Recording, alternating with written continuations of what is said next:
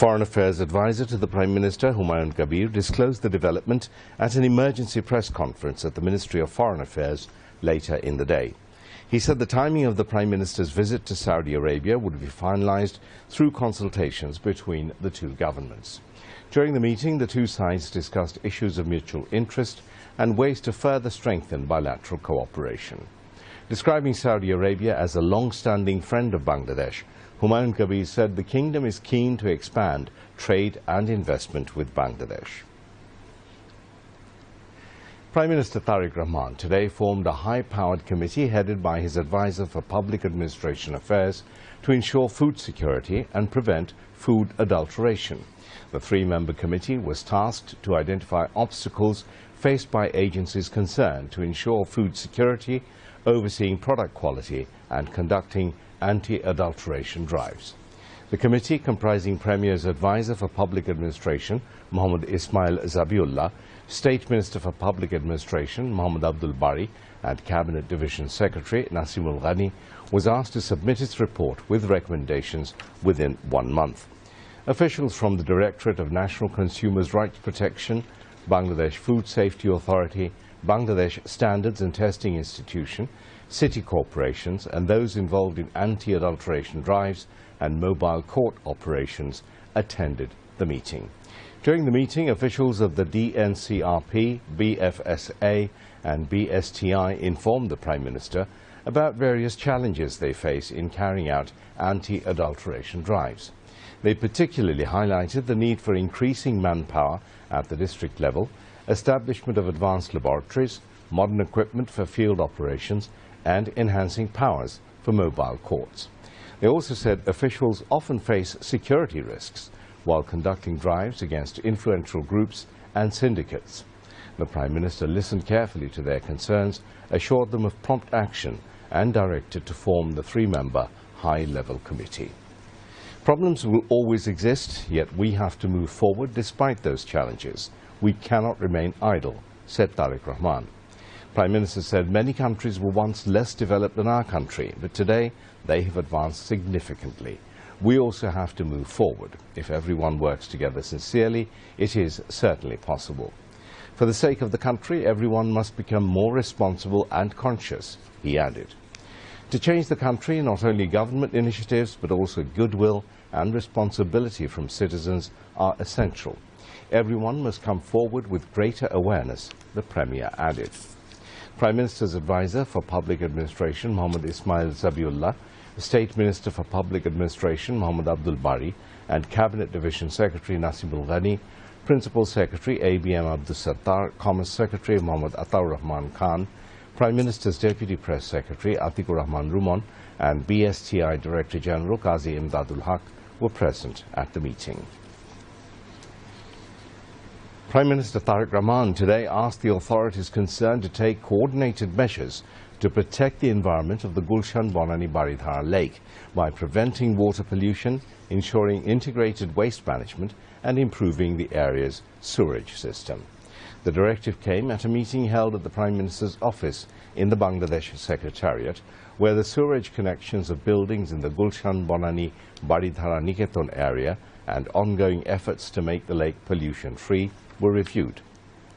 The Prime Minister called for close coordination among the relevant ministries, city corporations and implementing agencies to remove waste from the lake, curb water pollution and protect its ecological balance. Officials informed the meeting that short, medium and long-term action plans have already been formulated to restore the lake's environment. Immediate steps, they said, are needed to stop untreated sewage from buildings from being discharged directly into the lake, one of the major sources of pollution. The meeting also emphasized the installation of a sewage treatment plant, STP, as a key component of the pollution control strategy. Discussions focused on ensuring regular cleaning of the lake and its connecting canals, removing accumulated waste and maintaining uninterrupted water flow. The meeting also reviewed possible measures to prevent solid and liquid waste from the coral slum from being discharged directly into the lake.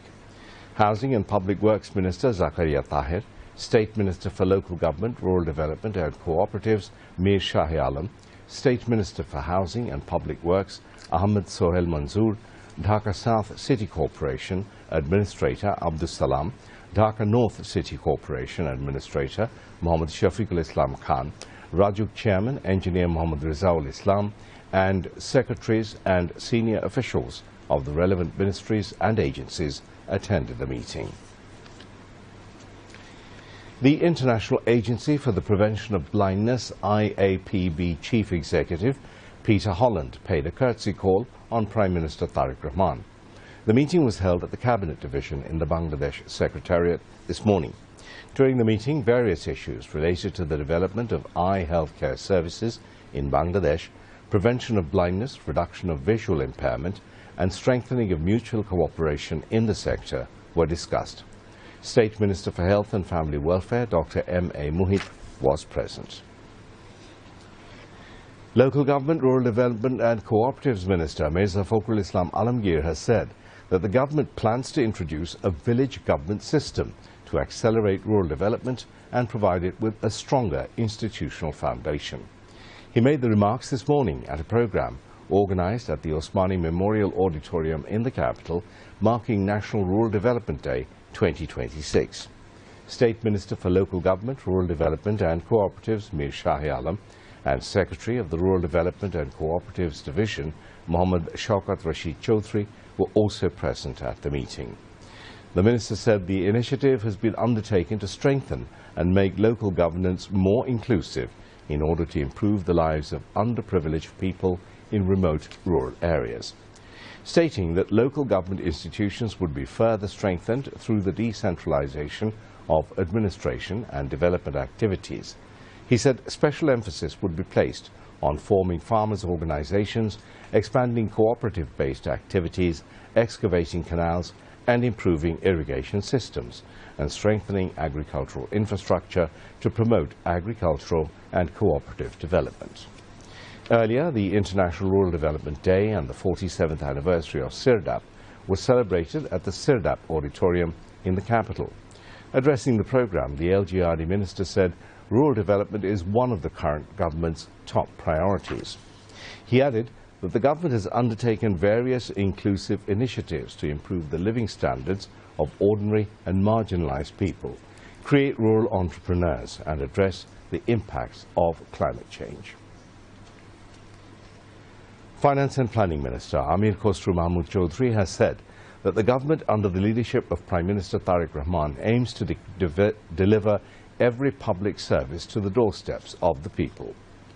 He made the remarks today while addressing the Innovation Showcasing 2025-26 program as the chief guest at the multipurpose hall of the Ministry of Finance at the Secretariat. Amir Khosrow Mahmood Chaudhry also assured that corruption and wastage of funds that had occurred in every sector of the stock market would no longer be tolerated. The event was chaired by Financial Institutions Division Secretary Nazma Mubarak. Prime Minister's Special Assistant on Investment and Capital Market, Tanvir Goni, attended the program as the special guest. At the event, 5 departments and agencies under the Financial Institutions Division were honored with awards.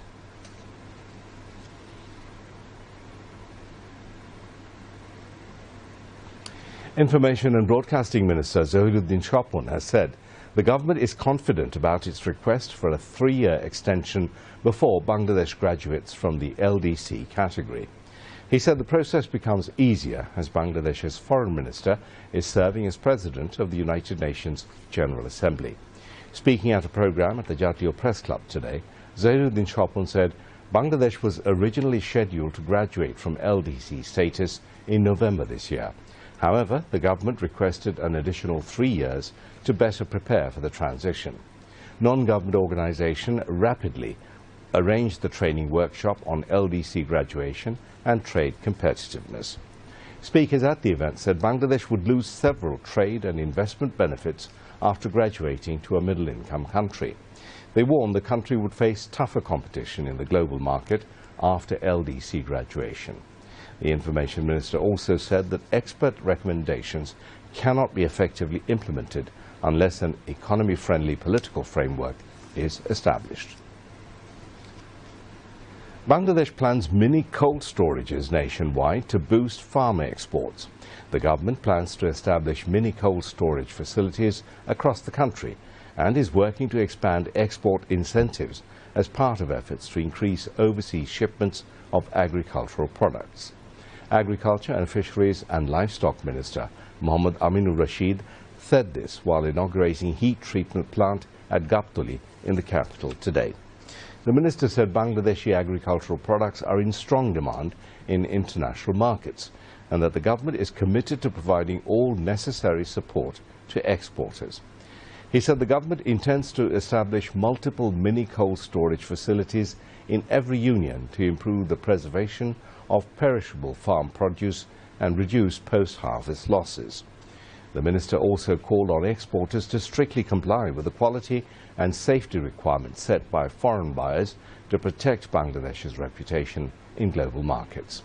The event was chaired by Agriculture Secretary Dr. Rafiqul E. Mohammed and attended by officials from the Ministry of Agriculture, BADC officials and officials from affiliated agencies. The minister said the government is discussing with Biman Bangladesh Airlines the possibility of lowering air freight charges for exporting mangoes and other agricultural products. Similar discussions will also be held with other airlines, he added. The initiatives are aimed at strengthening Bangladesh's agricultural export capacity by improving storage infrastructure and reducing transportation costs for exporters. The government is to recruit 1 lakh health workers to expand healthcare services to the doorstep of the people. 80,000 of them will be women.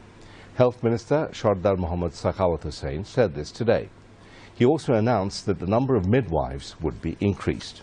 The Health Minister made the remarks at a national advocacy workshop titled Strengthening the Midwifery Profession in Bangladesh at a hotel in the capital. Bangladesh Midwifery Society President Rosina Khatun chaired the workshop. UNFPA Country Representative Catherine Breen Kamkong and Director of the Directorate General of Nursing and Midwifery, De La Froza, also addressed the event. Speakers at the function stressed the need to recruit skilled and professional midwives to ensure safe motherhood services at the grassroots level. The Health Minister also said the government is continuing its all-out efforts to tackle the ongoing dengue situation. In response to mounting consumer grievances and intense public debate over skyrocketing electricity bills, the Power Division held a press conference today at the Biddut Bhavan in Dhaka to offer an explanation. Power Division Secretary Mirana Mahrukh assured reporters that all complaints are being taken seriously and that the vast majority of cases have already been resolved. If any instance of negligence or consumer harassment is proven, strict administrative action will be taken against those responsible, Mirana Mahrukh warned. The briefing was also attended by State Minister for Power, Energy and Mineral Resources Anindo Islam Amit, along with the chief executives of 6 power distribution companies. Secretary Mirana Mahrukh clarified that the new electricity tariff structure effective from June now delivers fewer units for the same amount of money compared to previous months. The Secretary particularly noted that prepaid meter users are being forced to recharge more frequently, a situation that may wrongly appear to many as an attempt to extract extra payments. Emphasizing that meter faults are not the primary cause of bill increases, the Secretary attributed the surge largely to the new tariff rates combined with seasonal spikes in usage, driven by summer heat, the FIFA World Cup football and other consumption-related factors. State Minister Anindo Islam Amit said the government is fully aware of media reports on the issue and has already issued directives for prompt resolution. He also stressed that renewable energy will be a key focus in addressing future electricity challenges and ensuring long-term energy security. Renowned physician and distinguished social worker Dr. Zubaida Rahman, Vice President of the Ziaur Rahman Foundation, visited the government children's home in Tejgaon today. Dr. Zubaida Rahman said the government is placing importance on expanding daycare centre services to ensure safe and quality childcare for working mothers. She said daycare centres are not merely places to keep children safe. They are also one of the most important foundations for the development of future generations and nation building. Speaking at the programme, the Social Welfare Minister, Dr. A.Z.M. Zahid Hussain, said the current government is continuing its efforts to increase the number of daycare centres across the country. Water Resources Minister Shahiduddin Chaudhry Ani said the government is planning to establish daycare centres in every upazila to facilitate working mothers.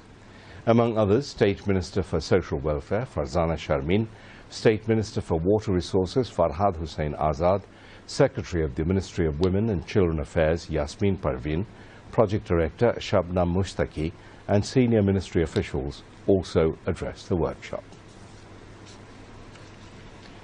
9 people, including women and children, were killed in 3 separate landslides triggered by heavy rainfall at the Rohingya camps in Cox's Bazar's Ukhia. Ukhia Fire Service and Civil Defence Station Officer Dollar Tripura confirmed the incident. He said firefighters rushed to the affected areas after receiving the information and began rescue operations. Meanwhile, the Bangladesh Meteorological Department said Cox's Bazar recorded more than 100 millimeters of rainfall in the last 24 hours.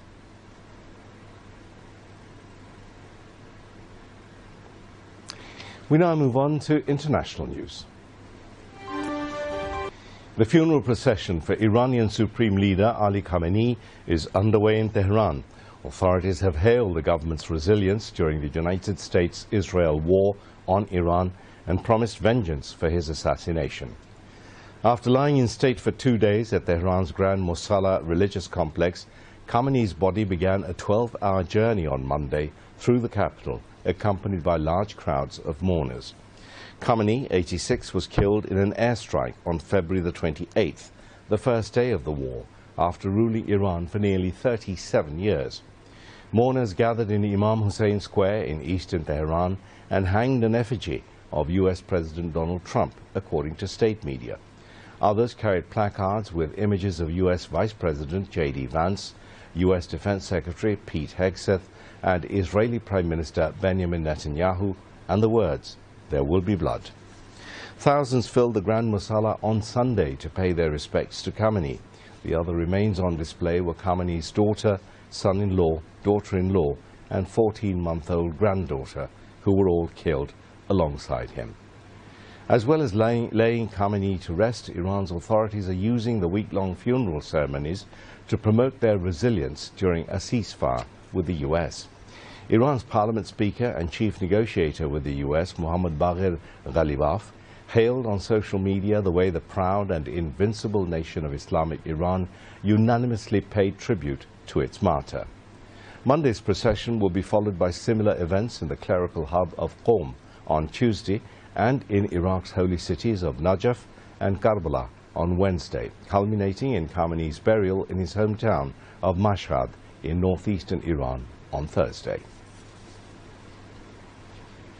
At least 14 people were killed in Kyiv and the surrounding region, with around 60 more wounded after Russia fired missiles and drones into apartment buildings in Kyiv for the second time in a week on Monday. The attack came on the eve of a crucial NATO summit, which begins Tuesday in Ankara. Russia fired 68 missiles and 351 attack drones, authorities said. The morning strike punched a crater into a multi-story apartment block in the Ukrainian capital, ripping its top floors into 2. Officials in the Kyiv suburb of Vishnev said they were evacuating residents due to the possibility of unexploded munitions in the debris. It was the second attack in a week in which Russia deployed the hard-to-intercept ballistic missiles. President Volodymyr Zelensky urged the alliance to take strong decisions on boosting Ukraine's air defenses following the strike, which came just days after another Russian attack killed more than 30 people in Kyiv. The European Union also said that Ukraine needs air defense reinforcements. Volodymyr Zelensky is to discuss the war with U.S. President Donald Trump on the sidelines of the NATO summit. A trial has begun in the Philippine Senate to decide if Sara Duterte should be impeached, in a first for a sitting vice president. Duterte is charged with corruption and for publicly threatening to have President Bongbong Marcos assassinated. She has denied the charges, calling them political harassment. A two-thirds majority of the Senate is required to convict Duterte, who was not in court today. If found guilty, she will be removed from office and disqualified from running for president in 2028. Duterte has been locked in a bitter feud with President Ferdinand Marcos Jr. for years. Meanwhile, thousands of police officers have been deployed outside the Senate building amid worries of unrest. Recent weeks have seen heightened political tension, including an alleged shooting, arrests, and street protests. The death toll from the double earthquake that struck Venezuela has risen to 3,342, with more than 16,700 people injured, according to updated figures released by the Venezuelan government. Officials said 6,462 people have been rescued since the earthquake struck. The number of homeless people also rose, with officials listing 17,345 people without housing. The government said 86,794 families have been assisted. Venezuelan officials also reported 995 aftershocks, up from 942 a day earlier. Many Venezuelans have expressed anger at the inadequate response to the 24th June disaster before international teams arrived. However, during a military ceremony marking Venezuela's Independence Day, Venezuela's interim president, Delcy Rodriguez, has defended her country's emergency response to the twin earthquakes, vowing the country would not descend into social unrest. Prominent educationist, former chairman of the Bangla department at the University of Dhaka and the president of Bangla Academy, Professor al-Qasim Fazlul Haq, has been laid to rest at the Martyred Intellectuals Memorial in Mirpur this afternoon. Earlier, people from all walks of life gathered at the Bangla Academy today to pay their final respects to Professor al-Qasim Fazlul Haq. His body was taken to the Bangla Academy premises at 10 in the morning. Cultural Affairs Minister Nitai Roy Choudhury, Bangla Academy Director General Muhammad Azam, among others, paid homage to al-Qasim Fazlul Haq there. After the tribute ceremony, his namaz-e-janaza was held before the body was taken to the central Shahid Minar, where more people paid their respects. The body was later kept for a while at the footsteps of Oporadio Bangla. Following another namaz-e-janaza at the central mosque of the Dhaka University, al-Qasim Fazlul Haq was laid to rest at the Mirpur Martyred Intellectuals Graveyard after Zuhr prayer. On now to the weather.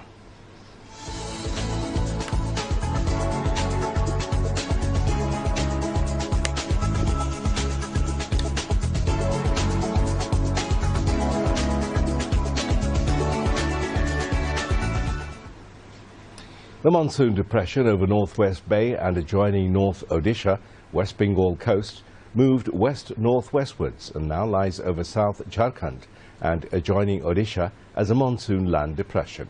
It is likely to move west-northwestwards further. Met Office said under its influence, squally weather may affect the maritime ports, North Bay and adjoining coastal areas of Bangladesh. Maritime ports of Chattogram, Cox's Bazar, Mongla and Paira have been advised to keep hoisted local cautionary signal 3. I repeat, local cautionary signal number 3. All fishing boats and trawlers over North Bay have been advised to remain in shelter till further notice. Meanwhile, Met Office in its weather forecast till 6 p.m. tomorrow said light to moderately heavy rain or thunder showers accompanied by temporary gusty wind and lightning flashes is likely to occur at most places over Khulna, Borishal, Chattogram and Sylhet divisions, and at many places over Rangpur, Rajshahi, Dhaka and Mymensingh divisions. Besides, heavy to very heavy falls are likely to occur at places over Khulna, Borishal, Chattogram and Sylhet divisions. Due to heavy or very heavy rainfall, landslides may occur in places over the hilly regions of Chattogram division. Night and day temperature may fall slightly over the country. Maximum temperature of the country recorded at Rangpur and Saidpur was 35 degrees Celsius, and the minimum temperature was recorded at 24 degrees Celsius in Narayanganj in the 24 hours since 6 p.m. yesterday. Now news on World Cup football. Two high-voltage last 16 matches are going to be held in the knockout phase of the FIFA World Cup tonight and tomorrow morning. The two European superpowers, Portugal and Spain, will face each other at 1 a.m. Bangladesh Standard Time today at the Dallas Stadium in Texas. The experienced leadership of Cristiano Ronaldo and the young Spanish Lamine Yamal are going to be the main attractions in this match. In the next match, Belgium will take on the hosts United States at the Seattle Stadium in Washington at 6 a.m. tomorrow. Cricket. Bangladesh lost to Zimbabwe by 25 runs in the first ODI of the three-match series in Harare. Batting first, Zimbabwe were all out for 141 in 36 overs and 4 balls. In reply, Bangladesh also failed in batting and were all out for just 116 runs in 33 overs and 1 ball. To wind up the bulletin, here once again are the main points. Saudi Ambassador to Bangladesh, Dr. Abdullah Zafir H. bin Abia, pays courtesy call on Prime Minister Tariq Rahman. He invites Prime Minister to visit Saudi Arabia.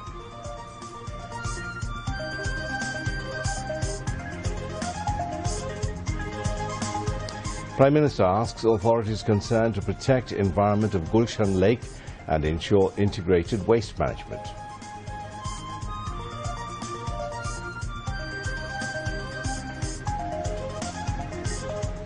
Government planning to introduce village government system to accelerate development in rural areas and establish institutional foundation, says LGRD Minister.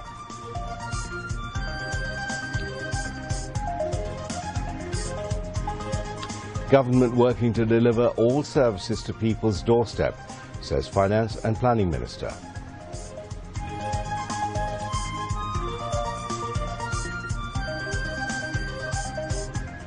Government confident of getting additional 3 years to be prepared for graduating from LDC, says Information and Broadcasting Minister.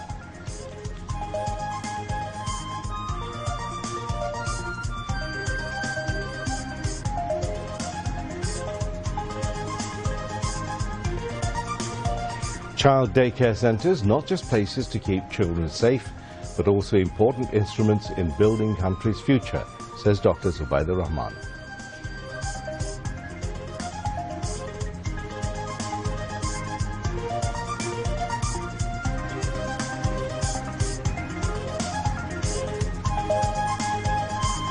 At least 9 people, including women and children, killed in landslide in Cox's Bazar.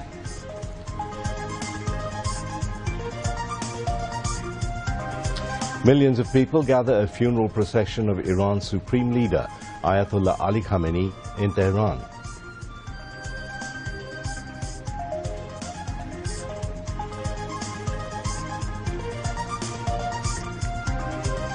And in World Cup football round of 16 match, Portugal will face Spain tonight. In another match, Belgium will take on United States at dawn. That's all from the newsroom for now. Thank you for being with us. If you can, please do join us for our next bulletin, which is at 11 p.m. in Bangla. Until then, Allah Hafiz.